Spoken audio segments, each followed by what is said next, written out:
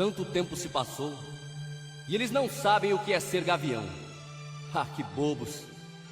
Gavião não é aquele que ostenta apenas uma camisa. Gavião é aquele que torce. Torce acima de tudo. Com a alma. Com o coração.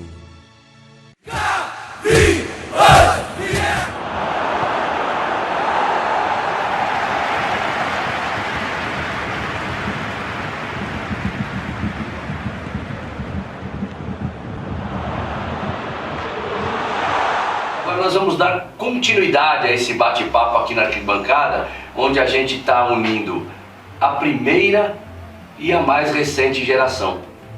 Né? Parte do que é o Gaviões. O Gaviões é muito grande, mas aqui na arquibancada central do Timão tem uma representatividade de tudo isso.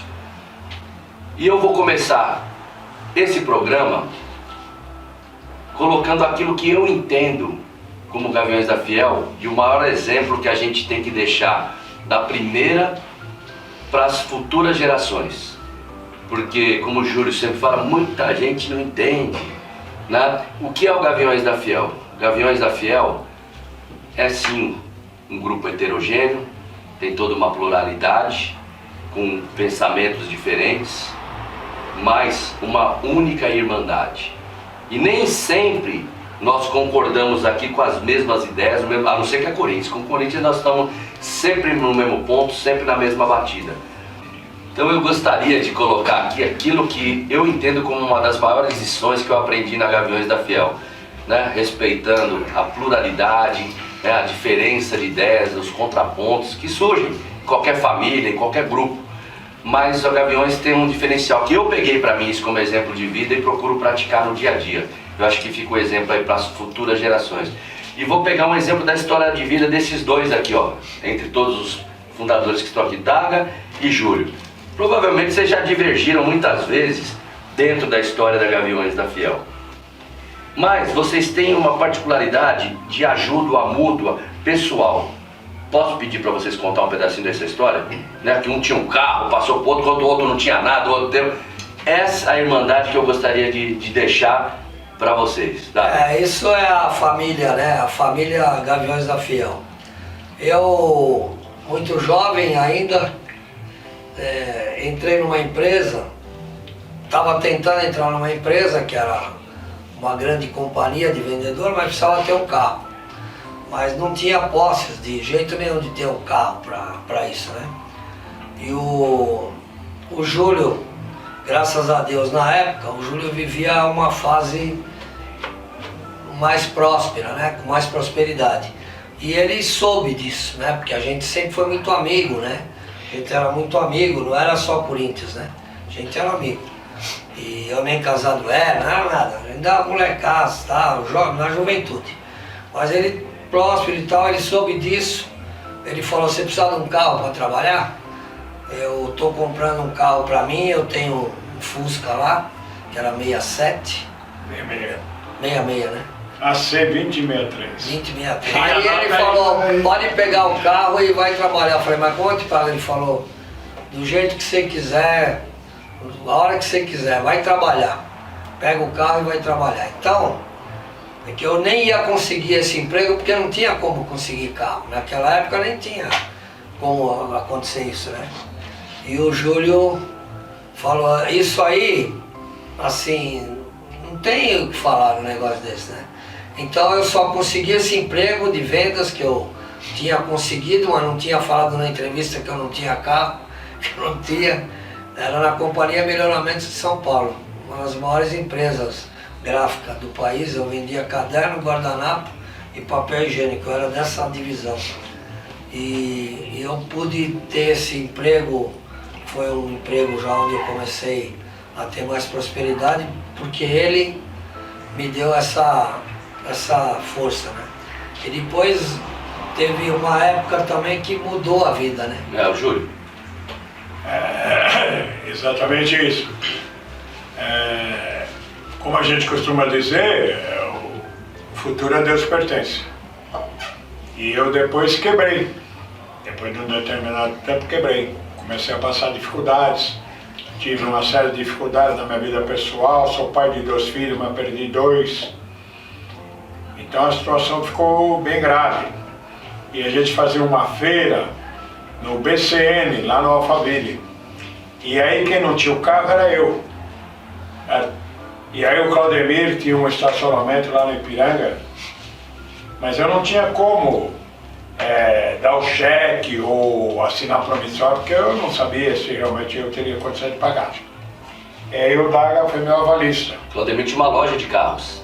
Tinha um estacionamento, depois ele usava o estacionamento como uma loja de carro. Tá.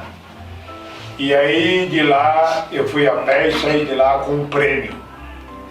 Né, que o Robertinho foi avalista, ele bancou tudo, falou para mim, não, de boa. Entendeu? Estou junto aí, não tem perigo de nada.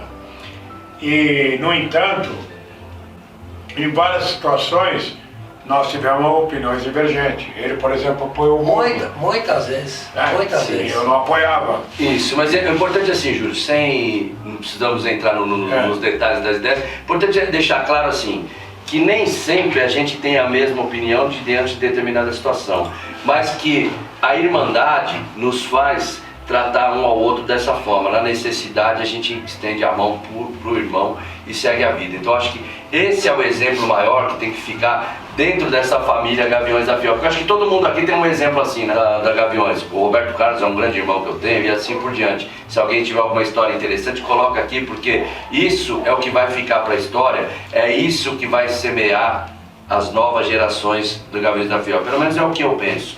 Aí eu quero ouvir agora. Também vou... Então, eu queria colocar uma história do Roberto Carlos, se me permitir. Vamos lá, e o Tadeu também vai falar. Quando nós constituímos a organização das caravanas, criando os líderes de cada ônibus, a gente fazia uma reunião com os líderes de cada ônibus, mais os motoristas. A gente terminava o trajeto, onde a gente ia parar, e no Corinthians e Vasco, um pouco antes do Corinthians e Flamengo, no Maracanã, nós combinávamos de parar em Roseira. Lá seria a parada de todos os ônibus dos Gaviões. E o ônibus do Roberto Carlos não chegava. Pô, é o ônibus do Roberto Carlos. Aí daqui a pouco chega o ônibus escoltado pela polícia rodoviária. O que aconteceu? O Roberto Carlos, líder do ônibus, chegou e falou, é o seguinte, parou em Jacareí, que não era o combinado, e disse na porta do ônibus, quem não roubar aqui vai ficar fora do ônibus. Nós vamos deixar aqui. E nós suspendemos o Roberto Carlos 1 ano, devido a isso. Fizemos uma vaca lá, pagamos lá o prejuízo do comerciante, e ele até hoje é grato por essa punição, porque no nosso tempo, punição era punição, não tinha esse negócio de arrego não. Não podia usar camisa, não podia usar camisa, não podia pegar instrumento, não fazer nada, não podia participar de nenhuma atividade oficial dos Gaviões. E ele até hoje agradece, ele ia lá pedir, e a gente frequentava, eu frequentava a casa dele, porque ele era criado pela avó, lá no Tucuruvi. Então eu falava para ele, não, agora você tem que sentir o drama, você vai servir de exemplo para os outros. E ele, até hoje, isso aconteceu fazem mais de 40 anos, até hoje ele conta essa história como um exemplo para todos os demais. E ele depois teve uma vida boa, né? Ganhou muito dinheiro e tudo mais, mas ele nunca esqueceu isso, porque o propósito não é o Roberto Carlos, não é o Daga, não é o Júlio, não é o Ernesto, é os Gaviões. A imagem que fica é da entidade. Você tem o seu direito e a sua liberdade individual de fazer o que você quiser, mas você deve respeitar o histórico e a tradição dos Gaviões da Fiel. E é uma escola de vida então, né, que acaba mudando. Uma atitude equivocada dele, acabou tomando uma suspensão, sentiu porque gostava e aquilo acabou corrigindo e transformando ele num grande homem. Tadeu? Só uma coisinha assim, né? Claro que eu, nos Gaviões, né, muitos anos, obviamente, né, mais de 50 anos, né, de vivência, de experiência, né? Claro que tem muitas coisas, né, assim, importantes, marcantes na minha vida, né? Mas eu acho assim, um aspecto, um tópico que eu acho que talvez seja o mais importante, sabe, que eu queria destacar, assim. Claro, eu tive convivência, né, com muitas pessoas, né, muitas lideranças, até meu irmão, né, foi um baita líder, né. Mas assim, uma coisa que talvez seja, eu acho que o maior aprendizado, assim, que eu tive nos Gaviões, por exemplo, você chega às vezes num determinado ponto que você tem uma liderança, né? Que nem eu tive uma liderança, claro que não é igual ao meu irmão, mas enfim. E você tem um cargo, por exemplo, eu fui presidente, né? Então, claro que você assume compromissos e tal. Mas uma coisa que eu aprendi quando eu tinha assim o cargo, que é a questão da humildade. Eu acho que isso foi a maior lição que eu tive nos Gaviões. Porque você, por exemplo, nos Gaviões, você convive com pessoas as mais diferentes. De pessoas muito pobres, muito ricas, as pessoas as mais variadas, né? E eu, assim, tive experiência, no caso, como presidente, assim, de em várias situações você depende de outras pessoas, claro. Você não consegue fazer as coisas sozinho ou só com algumas pessoas, você depende das pessoas, né? E eu tive algumas situações, algumas experiências em que pessoas que às vezes, sabe aquela pessoa que você não dá nada por ela, ou a pessoa pobre, ou a pessoa às vezes praticamente analfabeta, né? Que muitas vezes você... E em algumas situações eu tive assim colaboração e participação de algumas pessoas desse tipo. Pessoas assim, ninguém dava nada. De onde você menos esperava ver a maior lição. Exatamente, pessoas que colaboraram em algumas coisas que foi importante, que para mim me ajudou. E sabe, isso ficou muito marcante para mim na minha vida. Assim, legal. Né? Que são assim, experiências que ficam, né? Que são impactantes na sua vida. Assim. Legal, mas eu quero ouvir agora, então, dentro dessa transição que a gente está falando, e a gente está com a arquibancada lotada aqui, como sempre é nos Jogos do Corinthians, o Wilson e o Luan, né? 28, 29 anos, estão pegando tudo isso que a gente ouviu aqui nesses programas todos, né? Que estão editados em parte. Wilson, de tudo isso que você viu, você já pega uma nova geração, né? Vamos dizer assim, da proibição. Você pega um outro futebol, não pega esse futebol que eu peguei um pouquinho também, que eles pegaram totalmente, né? O próprio Luan. O que é esse Gaviões para você, essa transição, esse futebol de hoje? Que lição que você tira de tudo isso? O que você espera de tudo isso? Como você enxerga esse pedaço da história da Gaviões? Primeiro um prazer muito grande estar aqui com todos presentes. Hoje a verdade é que o futebol ele impôs muitas proibições, né? Dentro da festa, dentro da torcida, e é muito triste a gente saber, escutar as histórias, a gente não poder reviver esses momentos. Mas a verdade é que o Gaviões e essas histórias que a gente está aprendendo aqui, ele nos dá a força e nos permite lutar pela frente, não desistir, apesar de todas as dificuldades e adversidades. A gente sabe que a gente também tem que ter uma participação mais ativa, a gente tem que lutar mais pelo povão corintiano dentro do estádio. Não é possível que o Corinthians, a gente sonhou com tantos anos para ter um estádio que hoje é taxado como um estádio milionário, e a gente não ter acesso ao nosso povo. Então é importante também a força dos Gaviões, continuar lutando contra as proibições, mas principalmente a gente lutar pelo povo corintiano dentro do estádio. A gente escuta muito sobre humildade, sobre festa na arquibancada, sobre identidade, e a gente, como Corinthians, apesar dos títulos que nós estamos conquistando, a gente não pode perder a nossa tradição e identidade. Então acho que é uma luta muito grande pela frente, mas em nenhum momento a gente pode pensar em desistir, em desanimar, porque a força dos Gaviões, os 50 anos, as histórias que todos estão sendo contadas aqui, nos permite a gente olhar para frente, olhar com seriedade e poder lutar pelo povo corintiano. Wilson Vergara, nosso chinelo, e você, Luan? Não, até porque até pensando, né, quando você ouve falar torcida organizada, tipo, você ouve a palavra torcida organizada, a primeira coisa que você pensa é Gaviões da Fiel. Quando você ouve o termo assim, tipo, no dicionário, torcida organizada, a primeira coisa que você vai pensar é o Gaviões. E tipo, a história que vocês começaram, vocês forjaram, a gente vai levando, mas o Gaviões é sinônimo de torcida organizada por causa disso.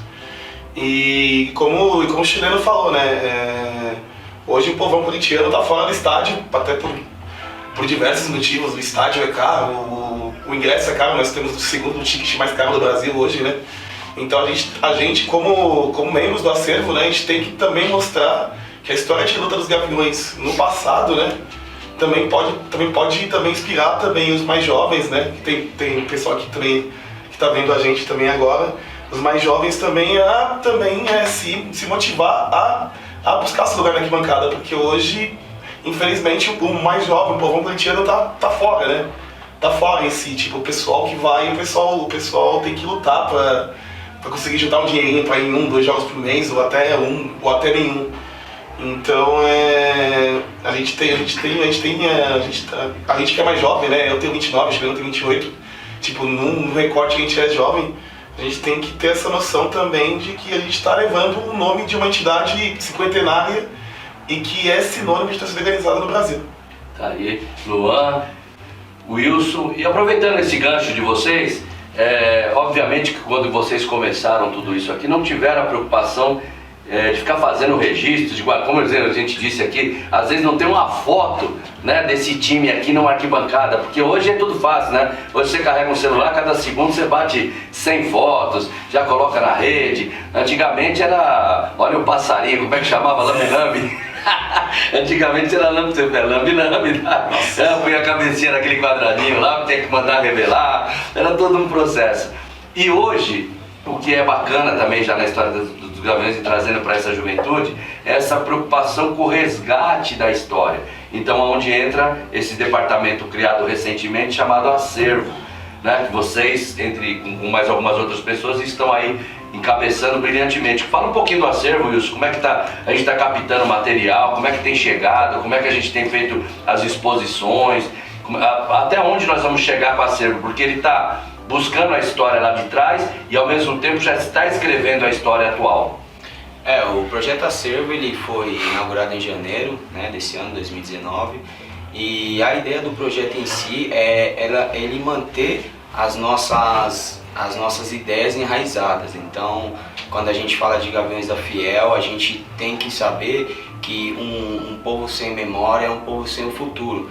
Então é muito importante a gente resgatar as histórias, a gente tá aqui acompanhando todo esse processo dos 50 anos para a gente poder repassar para o associado, né? Um associado que chega nos Gaviões da Fiel, ele tem que saber quem que foi seus antecessores, quem que foi os presidentes e toda a luta que envolve os Gaviões da Fiel. Então esse projeto ele é realizado através de voluntários dos Gaviões da Fiel, todos fazem os trabalhos voluntários, coletam materiais dos Gaviões, estudam o material dos Gaviões para poder tá divulgando hoje na plataforma que é mais evoluída, que é uma plataforma moderna, que é digital, para a gente estar podendo passar para o pessoal que tem acesso para saber e entender a história dos Gaviões, a força dos Gaviões. Então é um projeto que a gente arrecada a doação entre associado, a gente vem conversar com as pessoas que têm mais idade de Gaviões da Fiel, para a gente tudo fazer um contexto geral e poder estar divulgando, principalmente para o pessoal mais novo, saber onde está pisando e saber a importância de poder conduzir o Gaviões da Fiel, saber uma forma importante aonde a gente vai chegar, qual que é o ponto onde é a força da nossa torcida. O Ernesto, uma coisa, hein? Fala, Tadeu. O Gaviões foi pioneiro, né? É importante a gente colocar nesses bate-papo essas características da Gaviões. A gente já falou aqui do sócio-torcedor, que foi ideia da Gaviões lá em 1975, que hoje virou aí o tal do sócio-torcedor, já readaptado com outros interesses, né? Mas foi a Gaviões que propôs em 75 para contribuir com uma parte financeira, o direito a voto para o presidente do clube, etc. e tal. Tadeu. E vale a gente fazer um lembrete importante, que o Gaviões foi pioneiro nessa questão de divulgação, de quando a gente fez o jornal Gavião. Sim, um veículo de comunicação interno. Um veículo de comunicação interno e que acabou extrapolando, né? E sendo um veículo que teve importância, que acabou aumentando muito a tiragem, sendo influenciando a torcida, inclusive dando assim, os Gaviões tendo uma maior repercussão e além de visibilidade, uma credibilidade junto à própria mídia, junto a sociedade. Assim, É bacana porque você vê, nesse trabalho do acervo, a gente já encontra inúmeros exemplares do Gavião. Então isso que você está falando aqui é uma história que já está resgatada. Muitos exemplares do Gavião estão na exposição do acervo, que está ali hoje em frente à quadra, não é isso, Wilson? Na Cristina Tomás ali, só chegou na quadra do Gavião, do outro lado da rua é o acervo. A sala do conselho também está toda decorada com fotos históricas, troféus, é um trabalho muito bacana. E antes da gente encerrar esse trabalho, opa, Nené, Edmilson. Não, eu queria acrescentar isso no que o Tadeu falou, que realmente o jornal Gavião, na época, teve uma importância fundamental, porque nós não podemos esquecer que naquela época nós não tínhamos a rede social. Sim, não tinha site, não existia internet. Não tinha site, não tinha nada.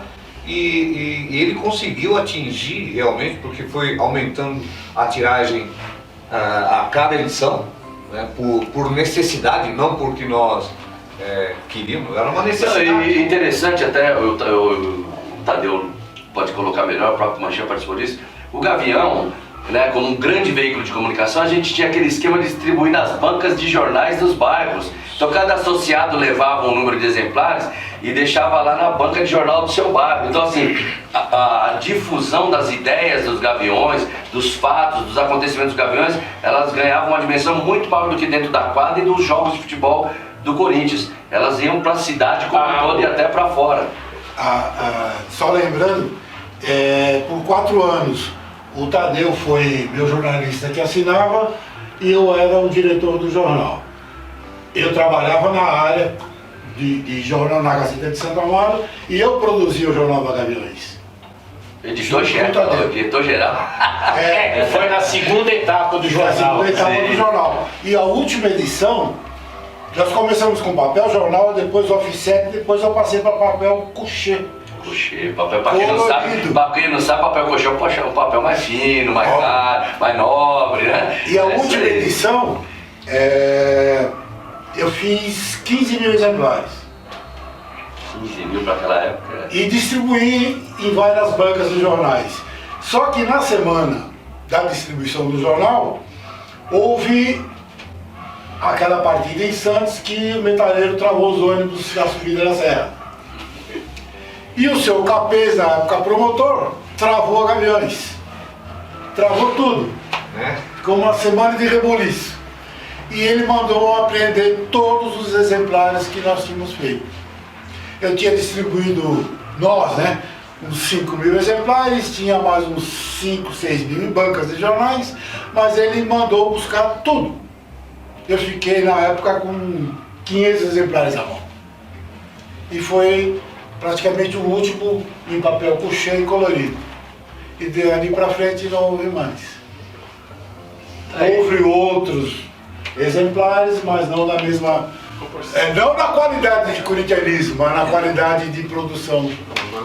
Né? Uma coisa importante é que o jornal não só era uma questão informativa, como também ele funcionava como uma verdadeira lente de transparência. Qualquer dúvida que você pudesse, tinha sempre um artigo ou um posicionamento dos Gaviões relativo a isso. Então ninguém usava o jornal para ter a sua publicidade ou ter a sua visibilidade, né? Era sempre importante ter a visibilidade da entidade. Tanto faz, pelo menos na minha visão, né? Se a pessoa é fundadora, se a pessoa é ex-presidente, para mim não muda nada.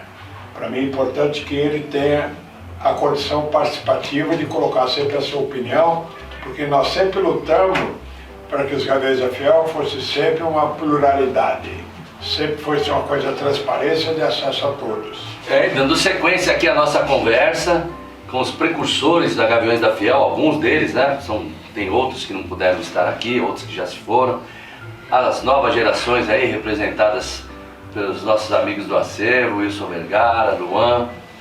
E a gente vai chegando ao final dessa primeira leva de programas. Olha o card aí, olha a condição, hein? É muita história da Gaviões da Fiel. E mesmo assim ainda vai faltar tempo para contar, porque são 50 anos. Torcida organizada é escola de vida. Aprende quem quer. Eu, graças a Deus, tive a minha lição e agradeço a cada um desses que aqui estão por tudo que eu aprendi na vida. E aproveito e deixar um recadinho para você, né, que está nos assistindo aqui através da Central do Timão. O respeito é a palavra-chave. Se nós estamos aqui hoje numa arquibancada de futebol, gritando Corinthians, cantando o hino, balançando a nossa bandeira, é porque um dia essas pessoas que estão aqui, falo daí dos mais velhos, porque hoje a arquibancada está cheia, já tem a nova geração, deram início a tudo isso. Então, onde eles estiverem, aonde eles chegarem, a gente tem que reverenciar, tem que respeitar, tem que, acima de tudo, ouvir antes de falar. É a minha opinião, é o meu recado para você. Olhe bem para a cara dessas pessoas que estão aqui. Roberto Daga, levanta a mão, Daga. Júlio Toledo, Carlos Marinho Chagas, Nenê Galo, Tadeu Piva, Valdir Mexerica e Cico Pira. Eu não chamei o Admilson, levanta a mão, Admilson, chamando agora, o Wilson Vergara e o Luan. Esses três últimos aí não conta quem são juvenil, o Admilson não, o Admilson já é mais veteraninho, mas já veio na geração intermediária. Mas esses primeiros aqui, né, com alguns outros que ainda não estão, foram os que deram o pontapé inicial, colocaram a cara a tapa, como a gente já falou lá no primeiro programa, né, no comecinho, ditadura, continuismo, a verdadeira essência da Gaviões da Fiel. E hoje aqui o bastão passado para as novas gerações. E a gente vai fechar então esse ciclo cantando uma música que simboliza tudo aquilo que é a Gaviões da Fiel. Letrezinha simples, parceria do Rifai, do Alemão do Cavaco e também minha, tem um dedinho aí nessa composição. Que o título é Que Bobos. E por que bobos? Porque ao longo desses 50 anos, alguns ousaram tentar acabar com a Gaviões da Fiel. Mas a Gaviões da Fiel é muito mais do que uma camisa. Cadê a oficial? Aqui, ó. Essa é a nossa oficial. É muito mais que isso. Isso é um símbolo, é a nossa identidade. Gaviões da Fiel é estado de espírito. E contra o estado de espírito não há força que vença. Então vamos lá, Getúlio, Daca, Manchinha, Mexerica, Nenê, Wilson, Luan, Cico Pira, compositor. Opa! A Gaviões não acabou, não acabou, nem jamais acabará. Você pode acreditar, nossa corrente não será quebrada. Um grito forte ecoou.